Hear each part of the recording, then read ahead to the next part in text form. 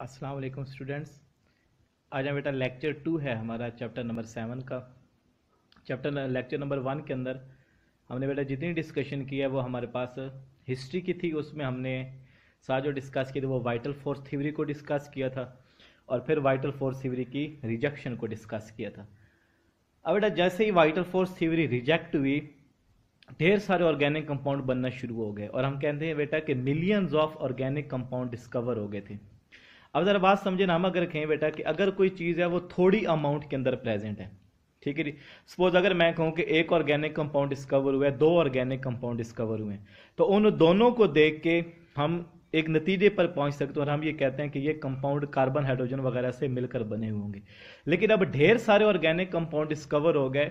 हम बात करेंगे कि हमारे पास मिलियंस और ट्रिलियंस ऑफ ऑर्गेनिक कंपाउंड हैं वो डिस्कवर हो गए। जब इतने ऑर्गेनिक कंपाउंड डिस्कवर हो गए तो इन सब ऑर्गेनिक कंपाउंड में जो एक चीज कॉमन आ रही थी वो ये थी बेटा कि उसमें एसेंशियली जो एलिमेंट प्रेजेंट है, एसेंशियल का मतलब लाजमी जुज के तौर पर जो चीज प्रेजेंट है वो हमारे पास कार्बन थी और कार्बन के बाद hydrogen, oxygen, sulphur, halogen etcetera, ये सारे सब्सटेंसेस प्रेजेंट होंगे। तो उससे हमारे पास एक नई डेफिनेशन आ गई जिसे modern definition of organic compound बोला जाता है। तो हम कहेंगे बेटा कि ऑल दोज कंपाउंड, वो सारे के सारे कंपाउंड्स बेटा that contain carbon as essential element, जिनमें कार्बन लाजमी जुज के तौर पर प्रेजेंट होगी along with hydrogen, oxygen, sulphur and halogen are called organic compound. और उन सारे कंपाउंड्स को आप नाम देंगे बेटा कि वो हमारे पास होंगे ऑर्गेनिक कंपाउंड। तो हर वो सब्सटेंस बेटा जिसमें कार्बन लाजमी तौर पर प्रेजेंट हो, ठीक है जी, उसके साथ हाइड्रोजन, ऑक्सीजन वगैरह भी प्रेजेंट होंगे, तो इन कंपाउंड्स को आप नाम देंगे बेटा ऑर्गेनिक कंपाउंड्स का। इसकी एग्जांपल में आप लिख सकते हैं बेटा हमारे पास है ग्लूकोज, ठीक है जी। अब ग्लूकोज हमारे पास एक ऑर्गेनिक कंपाउंड है। अगर आप ग्लूकोज का फार्मूला देखें तो हम कहते हैं कि इसके अंदर कार्बन भी प्रेजेंट है C6H12 और साथ इसका फार्मूला बन गया बेटा X, ठीक है जी। C6 है, 12 हाइड्रोजन और 6 ऑक्सीजन, तो ये हमारे पास ग्लूकोज बन गया। इसी तरह आप लिख सकते हैं बेटा मिथाइल क्लोराइड, एक और ऑर्गेनिक कंपाउंड हमारे पास है और इसका नेम हमारे पास है बेटा मिथाइल क्लोराइड, ठीक है जी। अगर आप इसका फार्मूला देखें तो इसका फार्मूला हमारे पास होगा CH3Cl। इसमें हमारे पास कार्बन, हाइड्रोजन और साथ हैलोजन प्रेजेंट है, ठीक है जी। इसी तरह आप देखें बेटा, अगर आप फार्मूला लिखते हैं, हम लिखते हैं बेटा C6H5 और साथ लगा देते हैं बेटा SO3H ग्रुप लगा देते हैं, ठीक है जी। तो इसमें भी देखें कार्बन, हाइड्रोजन, ऑक्सीजन भी प्रेजेंट है, साथ सल्फर भी प्रेजेंट है और इस कंपाउंड का नेम क्या हो जाएगा बेटा बेंजीन, ठीक है जी, सल्फोनिक एसिड। तो इसका नेम हमारे पास बन गया बेटा बेंजीन सल्फोनिक एसिड और ये भी एक ऑर्गेनिक कंपाउंड है। तो हर वो कंपाउंड बेटा जिसके अंदर कार्बन प्रेजेंट होगी एसेंशियल एलिमेंट के तौर पर, लाजमी जुज के तौर पर, और hydrogen, oxygen, sulphur, halogen etcetera भी इसके अंदर प्रेजेंट होंगे, इन सारे कंपाउंड्स को आप नाम देंगे बेटा ऑर्गेनिक कंपाउंड का। तो जो ओल्ड डेफिनेशन थी ऑर्गेनिक कंपाउंड की वो ये थी बेटा कि ऑर्गेनिक कंपाउंड वो कंपाउंड्स हैं जो लिविंग ऑर्गेनिज्म से बन रहे हैं, और modern compound, modern definition organic compounds की वो ये है बेटा कि हर वो कंपाउंड्स जो कार्बन, हाइड्रोजन, ऑक्सीजन के ऊपर कंसिस्ट करेगा along with oxygen, sulphur, halogen वगैरह, उन कंपाउंड्स को आप नाम देंगे बेटा ऑर्गेनिक कंपाउंड्स का, ठीक हो गया बेटा। तो ये हमारे पास modern definition of organic compound आ गई। अब एक बात और आ गई बेटा कि कुछ हमारे पास ऐसे कंपाउंड्स भी हैं जिनमें कार्बन भी प्रेजेंट है, ऑक्सीजन भी प्रेजेंट है, हाइड्रोजन भी प्रेजेंट है, लेकिन वो ऑर्गेनिक नहीं है, ठीक हो गया बेटा। उनमें कार्बन भी प्रेजेंट है, हाइड्रोजन भी प्रेजेंट है, ऑक्सीजन भी प्रेजेंट है, लेकिन वो कंपाउंड्स हमारे पास इनऑर्गेनिक नहीं है। एग्जाम्पल के तौर पर देखें बेटा, हमारे पास कार्बन मोनोऑक्साइड है, कार्बन ऑक्सीजन प्रेजेंट है, इनऑर्गेनिक कंपाउंड है। कार्बन डाइऑक्साइड है, कार्बन भी प्रेजेंट है, ऑक्सीजन भी प्रेजेंट है, ठीक है जी। हमारे पास आप इसे नाम देंगे कि ये इनऑर्गेनिक कंपाउंड है। Allotropic forms of carbon, allotropic forms of carbon 3 है, डायमंड लिखेंगे, ग्रेफाइट लिखेंगे या अमार्फस फॉर्म लिखेंगे। तो ये तीनों फॉर्म्स भी हमारे पास इनऑर्गेनिक इन नेचर है। कार्बोनेट्स को देखें बेटा तो कार्बोनेट का फार्मूला होता है CO3 negative, carbon, oxygen present है। बाइकार्बोनेट का फार्मूला लिखें तो आप लिखेंगे HCO3 नेगेटिव 1, बाइकार्बोनेट बन गया। तो कार्बोनेट्स को देखें, बाइकार्बोनेट्स को देखें, कार्बन, ऑक्सीजन वगैरह को देखें, कार्बन डाइऑक्साइड या एलोट्रॉपिक फॉर्म्स को, तो इन कंपाउंड्स के अंदर कार्बन भी प्रेजेंट है, ठीक है, ऑक्सीजन भी प्रेजेंट है, हाइड्रोजन भी है, लेकिन ये ऑर्गेनिक नहीं है। तो इनकी जो मेन रीजन आती है बेटा, हम कहते हैं बेटा कि अगर कार्बन डाइऑक्साइड है, ठीक है, तो कार्बन डाइऑक्साइड को एक्सट्रैक्ट किया जाता है या कार्बन को एक्सट्रैक्ट आप करते हैं जमीन से। कार्बोनेट्स को कैसे निकालते हैं बेटा? कैल्शियम कार्बोनेट आप जमीन से निकालते हैं, एक्सट्रैक्ट करते हैं और उससे आप कार्बोनेट बनाते हैं। तो मतलब इसका जो सोर्स था वो मिनरल था, नॉन लिविंग थिंग्स थी। अब बाइकार्बोनेट को देखें बेटा, सोडियम बाइकार्बोनेट हमारे पास होगा, जैसे ये हमारे पास है, आप लिखेंगे NaHCO3, सोडियम बाइकार्बोनेट है। ये इस फॉर्म के अंदर हमारे पास है, हमने नेचर से एक्सट्रैक्ट किया और उससे आपने बाइकार्बोनेट बना लिया। तो हम ये कहते हैं बेटा कि ऐसे कंपाउंड्स भी नेचर के अंदर एग्जिस्ट करते हैं कि जिनमें कार्बन भी है, हाइड्रोजन भी है, ऑक्सीजन भी है, लेकिन इन कंपाउंड्स को आप कभी भी ऑर्गेनिक कंपाउंड नहीं कहते, ये इनऑर्गेनिक कंपाउंड्स हैं। और इसकी मेन रीजन क्या आगे बेटा? क्योंकि इनके अंदर वो फोर्स जो इन्हें बना रही है वो सेम है जो कि इनऑर्गेनिक कंपाउंड्स के अंदर होती थी। ऑर्गेनिक कंपाउंड के अंदर फोर्स और थी, इन कंपाउंड्स के अंदर बनाने के लिए बेटा सोर्स हमारे पास या जो फोर्स एग्जिस्ट कर रही है वो डिफरेंट है। ठीक है, तो क्वेश्चन आ सकता है पेपर के अंदर बेटा कि why carbon monoxide, carbon dioxide, carbonates, bicarbonates are inorganic although they contain carbon, hydrogen and oxygen. कि बेशक इनमें कार्बन, हाइड्रोजन, ऑक्सीजन प्रेजेंट है, लेकिन इन कंपाउंड्स को आप कभी भी ऑर्गेनिक नहीं कह सकते। तो आप ये लिखेंगे बेटा क्योंकि इनके अंदर because chemical force for this compound, वो फोर्स जो इन्हें बना रही है are same as inorganic compound, इनमें वो फोर्स इनऑर्गेनिक कंपाउंड के साथ रिजेंबल करती है, इनका सोर्स इनऑर्गेनिक कंपाउंड है, तभी हम इन्हें नाम क्या देते हैं बेटा? Inorganic compound. ठीक हो गया बेटा? तो ये हमारे पास चल रहा था। अब इसी को देख के आप ऑर्गेनिक केमिस्ट्री की भी डेफिनेशन लिख सकते हैं। तो ऑर्गेनिक केमिस्ट्री की डेफिनेशन हमारे पास बन जाएगी बेटा, the branch of chemistry which deals with study of carbon, hydrogen and their derivatives. ऐसे हमारे पास ऑर्गेनिक कंपाउंड जिनमें कार्बन, हाइड्रोजन प्रेजेंट होंगे और उनके डेरिवेटिव्स। अब जहां पे बात आती है ना बेटा डेरिवेटिव्स, किसका मतलब? आपने इससे डिराइव करवाया है, इससे आपने कोई और कंपाउंड बनाया है। देखिए जरा बेटा, मेरे पास अगर प्रेजेंट है ना ये CH3 प्रेजेंट है और साथ मैंने यहां पे हाइड्रोजन लगाया हुआ है, ये मेरे पास CH4 मॉलिक्यूल है, मैंने थोड़े से स्प्लिट करके लिखा है, इसका नेम होता है बेटा मीथेन। इसका नेम क्या है जी? मीथेन। ठीक है जी, तो इसे आप देखेंगे कि ये CH4 है हमारे पास, मीथेन। इसका अगर मैं ये हाइड्रोजन निकाल दूं ना बेटा, और इस हाइड्रोजन को निकाल के मैं कोई और चीज यहां पे लगा दूं, मतलब मैं लिखता हूं CH3 और यहां पे लगा देता हूं बेटा Cl, तो ये मेरे पास इस कंपाउंड का डेरिवेटिव बन गया। इसका क्या बन गया बेटा? डेरिवेटिव, क्योंकि मैंने इससे इस कंपाउंड को बनाया है, तो ये मेरे पास डेरिवेटिव बन गया।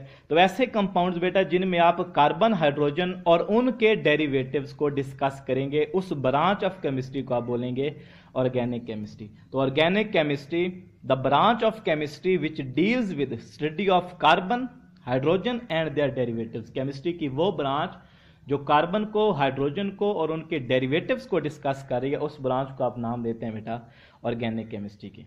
तो अब तक इस टॉपिक के अंदर हमने बेटा modern definition of organic compound को डिस्कस किया है, और फिर हमने वो क्वेश्चन डिस्कस किया है कि कार्बन डाइऑक्साइड वगैरह को आप ऑर्गेनिक क्यों नहीं कहते, और फिर हमने डिस्कस किया है बेटा ऑर्गेनिक केमिस्ट्री की डेफिनेशन।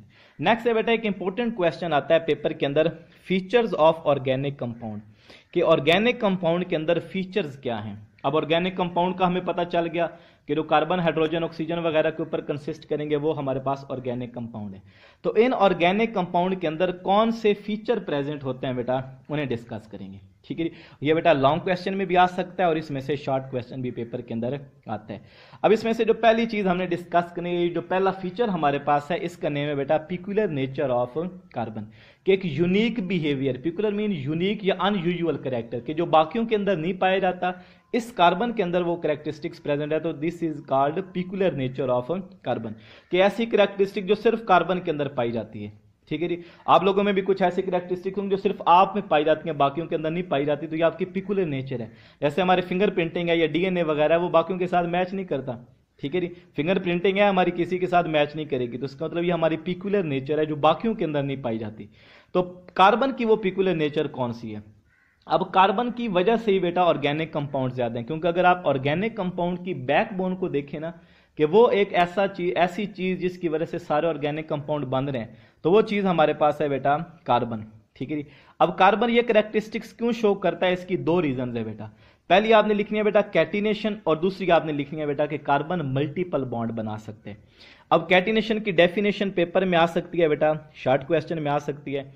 अब कैटिनेशन बोला जाता है बेटा self linking ability of carbon, कि कार्बन के अंदर ये एबिलिटी है कि किसी दूसरे कार्बन के साथ बॉन्ड बना सकती है टू फॉर्म लॉन्ग चेन भी बना सकती है और रिंग भी बना सकती है, कि कार्बन अपने ही किसी दूसरे कार्बन के साथ बॉन्ड बनाता चला जाएगा। इससे नाम दिया जाता है कैटिनेशन।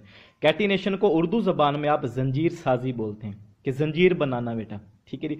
तो कार्बन के अंदर यह एबिलिटी प्रेजेंट होती है कि अपने ही किसी दूसरी कार्बन के साथ ज्वाइन करेगी और लॉन्ग चेन भी बना सकती है और रिंग स्ट्रक्चर भी बना सकती है। सपोज देखिए, मैंने कहा कि ये कार्बन है, इस कार्बन का बॉन्ड मैंने फिर दूसरी कार्बन के साथ बना दिया, तो अब ये मेरे पास एक ऑर्गेनिक कंपाउंड बन गया। 2 कार्बन वाले इसे इथेन बोलेंगे। मैं यहाँ पे एक और कार्बन लगा देता हूँ तो इसे बोलेंगे प्रोपेन। एक और लगा दूंगा, बोलेंगे ब्यूटेन। एक और लगा देता हूँ, इसे मैं बोलूंगा बेटा पेंटेन। तो देखें, एक कार्बन के साथ जब मैंने दूसरी कार्बन बनाई, सेल्फ लिंकिंग शो करवाई, एक नया ऑर्गेनिक कंपाउंड बन गया। फिर मैंने शो करवाई नया ऑर्गेनिक कंपाउंड। तो ज्यादा ऑर्गेनिक कंपाउंड इसी वजह से बन रहे हैं क्योंकि कार्बन के अंदर ये एबिलिटी प्रेजेंट है कि ये कैटिनेशन की प्रॉपर्टी को शो कर सकती है। अब कैटिनेशन स्ट्रेट चेन भी हो सकती है, ब्रांचिंग भी हो सकती है। अगर आप ब्रांचिंग, अब ये स्ट्रेट चेन है तो 1 2 3 4 5 कार्बन है, इसका नेम हमारे पास होगा बेटा एन पेंटेन, ठीक है जी। मैं इसी की ब्रांचेस कर देता हूं, मैं लिखता हूं बेटा कार्बन कार्बन कार्बन कार्बन और एक कार्बन यहां पे लगा देता हूं। अब भी 5 कार्बन है, लेकिन आप इसका आयुपैक नेम लिखेंगे तो 1 2 3 4 कार्बन है, इसका नेम हमारे पास होगा बेटा 2 मिथाइल, तो इसका नेम बन जाएगा बेटा 2 मिथाइल ब्यूटेन। तो देखिए, जब मैंने इसकी ब्रांचेस चेंज करें तो स्ट्रक्चर हमारे पास डिफरेंट हो गया, ठीक है जी। तो आपने देखा बेटा कि कार्बन अपने ही दूसरे कार्बन के साथ स्ट्रेट चेन स्ट्रक्चर भी बना सकता है, ब्रांच भी बना सकता है।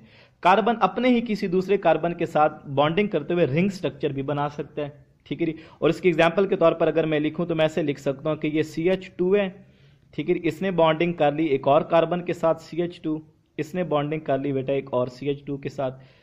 फर्दर आपने इसी की बॉन्डिंग करवा दी CH2 ग्रुप के साथ, यहां पर भी आके लग गई CH2 और इन दोनों कार्बन को आपने मिला दिया और ये बन गया बेटा CH2। तो ये जो स्ट्रक्चर हमारे पास बन गया, इसका नेम हमारे पास है साइक्लोहेक्सेन।